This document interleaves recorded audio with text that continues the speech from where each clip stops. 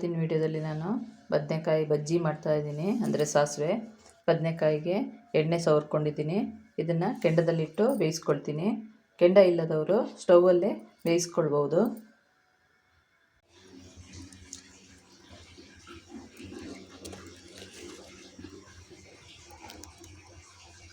ಹೀಗೆ ಕೆಂಡದಲ್ಲೇ ತಿರುಗಿಸಿ ಹಾಕಿ ಬೇಯಿಸ್ಕೊಳ್ಬೇಕಾಗುತ್ತೆ. ಒಂದು 5 ನಿಮಿಷ ಬೇಯಿಸುವಾಗ ಬೆಂದೋಗುತ್ತೆ. ಹೀಗೆ ಟರ್ನ್ ಮಾಡ್ತಾ ಇರಬೇಕು.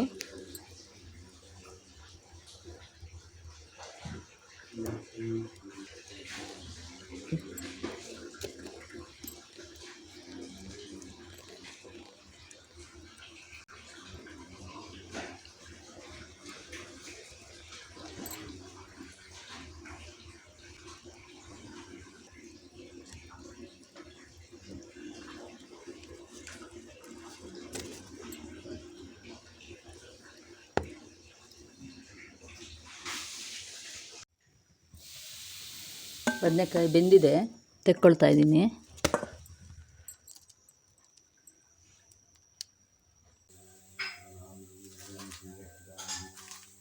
ಬದನೆಕಾಯಿ ಸುಟ್ಟು ತಗೊಂಡ್ಬಂದಿದ್ದೀನಿ. ಇದನ್ನು ಹೀಗೆ ಮುಚ್ಚಿಟ್ಟಿರ್ತೀನಿ. ಈಗ ಒಂದು ಪಾತ್ರೆ ಮುಚ್ಚಿಟ್ರೆ ಆಮೇಲೆ ಅದನ್ನು ಸುಲಿಲಿಕ್ಕೆ ಸುಲಭ ಆಗುತ್ತೆ. ಒಂದು 5 ನಿಮಿಷ ಬಿಟ್ಟು ಸುಲಿಬೋದು.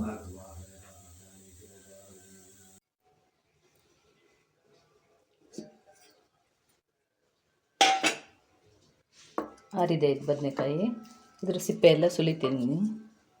ಒಂದು ಪಾತ್ರೆಯಲ್ಲಿ ನೀರು ಇಟ್ಕೊಂಡು ಅದನ್ನು ಮುಟ್ಕೊಂಡು ಸುಲಿಲಿಕ್ಕೆ ಸುಲಭ ಆಗುತ್ತೆ.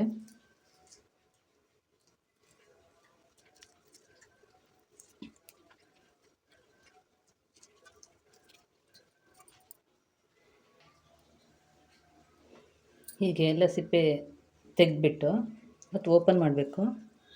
ಬದನೆಕಾಯಿನ ಬೇಯಿಸಿ ಹಾಕ್ಬೇಕಾದ್ರೆ ಹುಳುಕು ಏನಾರು ಇದೆಯಾ ಅಂತ ನೋಡಿ ಹಾಕಬೇಕು. ಇಲ್ಲಾಂದರೆ ಬೇಯಿಸಿ ಆದಮೇಲೆ ಹುಳುಕು ಕಂಡ್ರೆ ದಂಡ ಆಗಿಬಿಡುತ್ತೆ.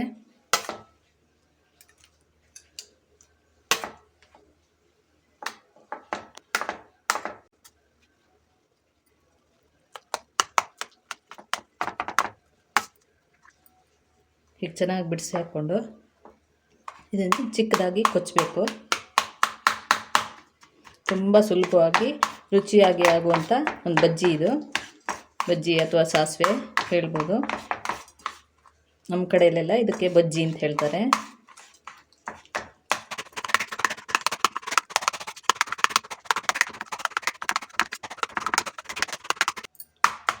ಹೀಗೆ ಇದನ್ನೆಲ್ಲ ಸಣ್ಣ ಕೊಚ್ಕೊಂಡಾಯಿತು. ಇದು ರೆಡಿಯಾಗಿದೆ. ಈಗ ರುಬ್ಲಿಕ್ಕೆ ಹಾಕ್ಕೊಳ್ತೀನಿ.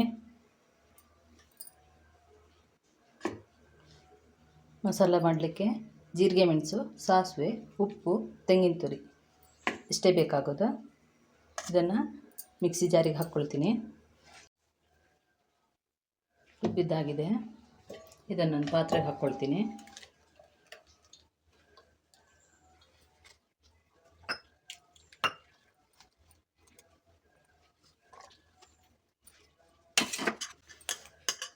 ಇದಕ್ಕೆ ಬದನೆಕಾಯಿ ಕೊಚ್ಚಿರೋದನ್ನು ಹಾಕ್ತೀನಿ.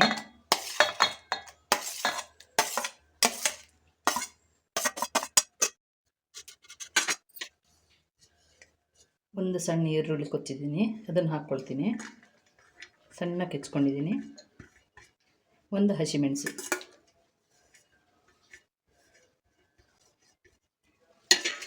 ಹಸಿಮೆಣಸು ಬೇಕಾದವ್ರು ಹಾಕ್ಕೊಳ್ಬೋದು. ಖಾರ ಬೇಡ ಜಾಸ್ತಿ ಅನ್ನೋರು ಹಾಕೋದು ಬೇಡ.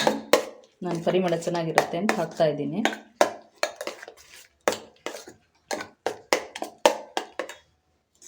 ಇದಕ್ಕೆ ಒಂದು ಸೌಂಟಿನಷ್ಟು ಮೊಸರು ಹಾಕ್ಕೊಳ್ತೀನಿ.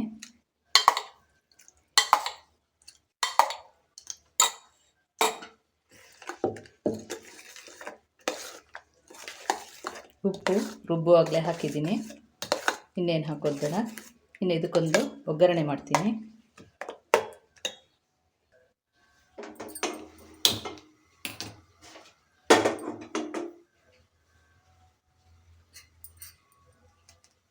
ಸ್ವಲ್ಪ ಎಣ್ಣೆ ಹಾಕ್ಕೊಳ್ತೀನಿ.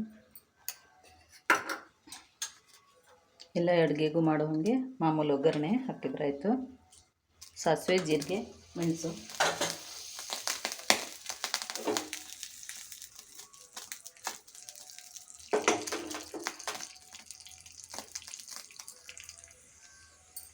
ಮೆಣಸು ಹಾಕ್ಕೊಳ್ತೀನಿ. ಒಂದೆರಡು ಕರಿಬೇವು ಹಾಕ್ಕೊಳ್ತೀನಿ.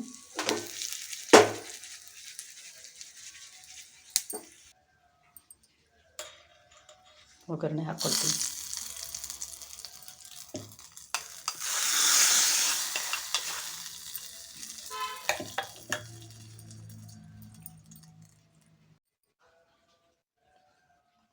ಮಲೆನಾಡು ಸ್ಪೆಷಲ್ ಬದನೆಕಾಯಿ ಬಜ್ಜಿ ರೆಡಿಯಾಗಿದೆ.